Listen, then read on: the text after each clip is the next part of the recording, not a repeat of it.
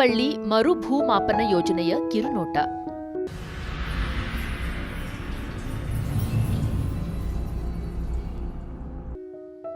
ಆಧುನಿಕ ಜಗತ್ತಿನಲ್ಲಿ ಪ್ರತಿಯೊಂದು ಕ್ಷೇತ್ರದಲ್ಲೂ ಅನೇಕ ಮಹತ್ತರ ಬದಲಾವಣೆಗಳು, ಕ್ರಾಂತಿಕಾರಕ ಸುಧಾರಣೆಗಳು ಆಗುತ್ತಿವೆ.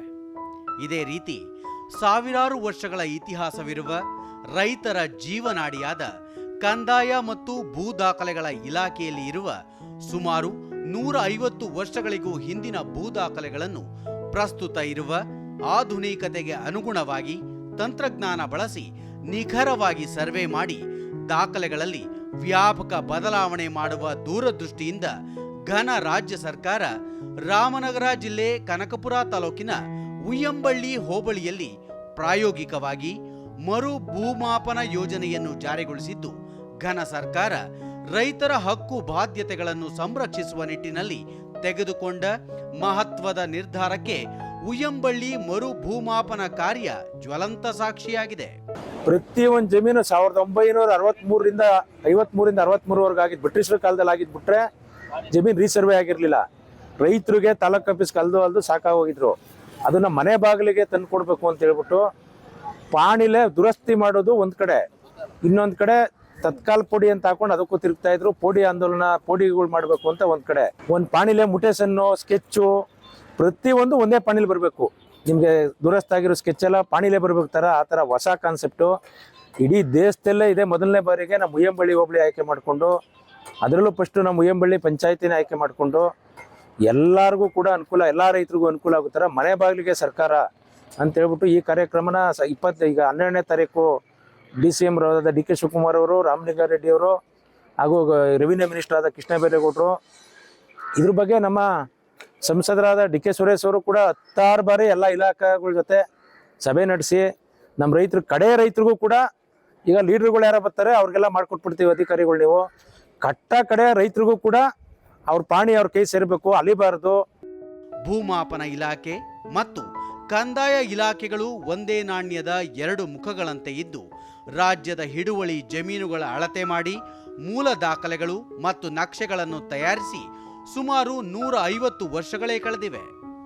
ಇಂದಿಗೂ ಅದೇ ಹಳೆಯ ಮೂಲ ಸರ್ವೆ ಮತ್ತು ರೀಸರ್ವೆ ದಾಖಲೆಗಳ ಆಧಾರದ ಮೇಲೆ ಭೂಮಾಪನ ಕಾರ್ಯ ನಿರ್ವಹಿಸಲಾಗುತ್ತಿದೆ.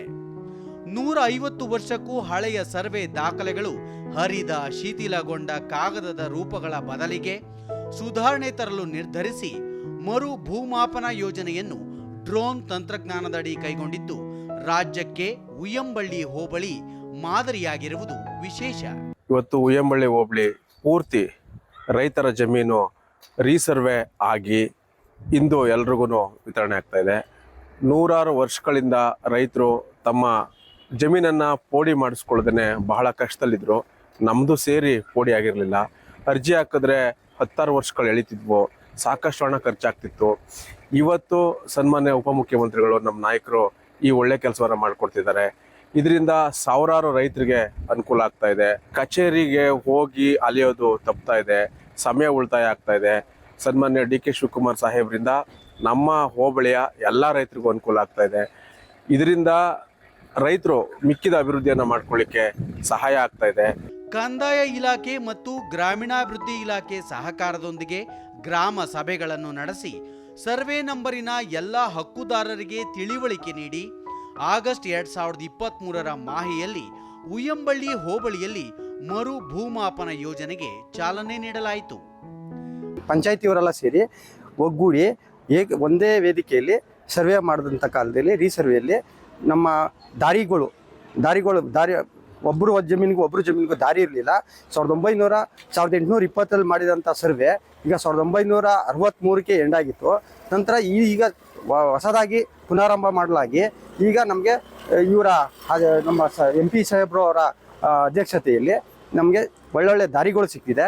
ಅಳತೆ ಸಮಯದಲ್ಲಿ ರೋವರ್ ಮತ್ತು ಟ್ಯಾಬ್ ಉಪಕರಣಗಳನ್ನು ಬಳಸಿಕೊಂಡು GPS ಪಾಯಿಂಟ್ಗಳ ಆಧಾರದ ಮೇಲೆ QGIS ತಂತ್ರಜ್ಞಾನದ ನೆರವಿನಿಂದ ನಕ್ಷೆ ತಯಾರಿಸಲಾಯಿತು.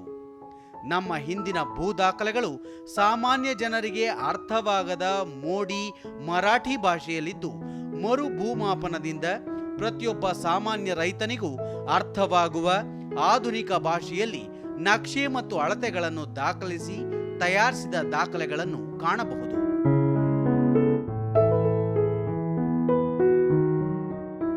ಉಯ್ಯಂಬಳ್ಳಿ ಮರು ಭೂಮಾಪನ ಪ್ರಯೋಜನಗಳು.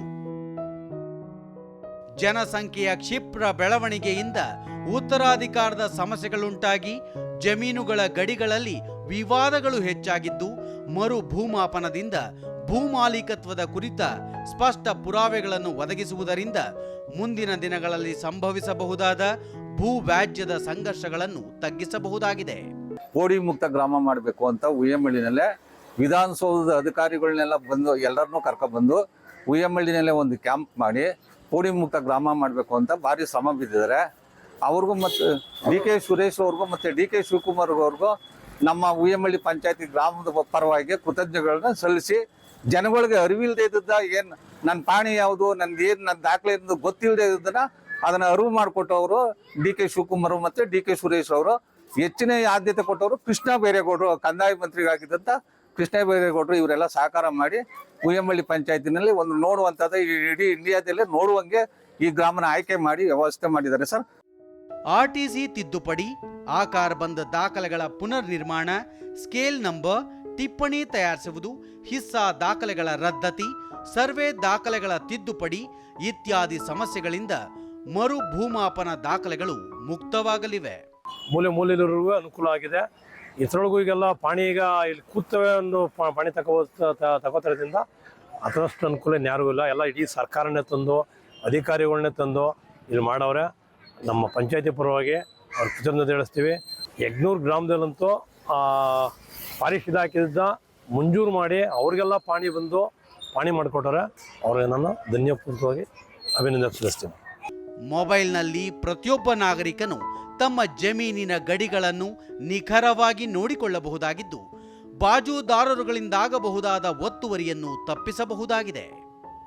ಅಲ್ಲದೆ ಸರ್ಕಾರಿ ಜಮೀನುಗಳ ಹಿತಾಸಕ್ತಿಗೆ ಧಕ್ಕೆಯಾಗದಂತೆ ಸಂರಕ್ಷಣೆ ಮಾಡಬಹುದಾಗಿದೆ.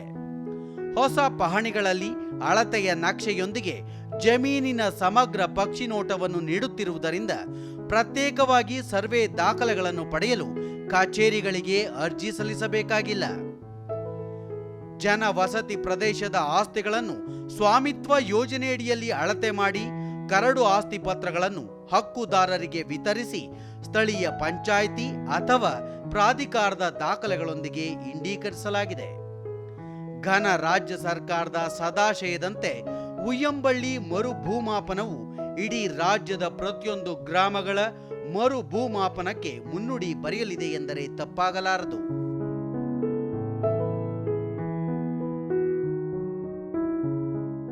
ಭೂಮಾಲೀಕರಿಂದ ಸರ್ಕಾರದ ನಿರೀಕ್ಷೆ. ಕರಡು ಪಹಣಿ ಪತ್ರಿಕೆ ತಯಾರಿಸಿ ದಿನಾಂಕ 12/1/2025 ಪ್ರತಿಯೊಬ್ಬ ಭೂಮಾಲೀಕರಿಗೆ ವಿತರಿಸಲಾಗುತ್ತಿದ್ದು, ಸದರಿ ದಾಖಲೆಗಳಲ್ಲಿ ನಮೂದಿಸಿರುವ ನಕ್ಷೆ, ಅಳತೆ, ಮಾಲೀಕತ್ವದ ವಿವರಗಳು ಮತ್ತು ಇನ್ನಿತರೆ ನಮೂದಿತ ವಿವರಗಳ ಬಗ್ಗೆ ಯಾವುದೇ ಆಕ್ಷೇಪಣೆಗಳಿದ್ದರೆ ತಿಳಿವಳಿಕೆ ಪತ್ರ ತಲುಪಿದ 30 ದಿನಗಳ ಒಳಗಾಗಿ ಆಕ್ಷೇಪಣೆಗಳನ್ನು ಸಮರ್ಥಿಸಬಲ್ಲ ಅಧಿಕೃತ ದಾಖಲಾತಿಗಳೊಂದಿಗೆ ಲಿಖಿತ ರೂಪದಲ್ಲಿ ಸಂಬಂಧಿಸಿದ ಗ್ರಾಮ ಪಂಚಾಯಿತಿಯಲ್ಲಿ ತಾತ್ಕಾಲಿಕವಾಗಿ ತೆರೆದಿರುವ ತಕರಾರು ಸ್ವೀಕರಣಾ ಕೇಂದ್ರದಲ್ಲಿ ಸಲ್ಲಿಸಲು ಕೋರಲಾಗಿದೆ.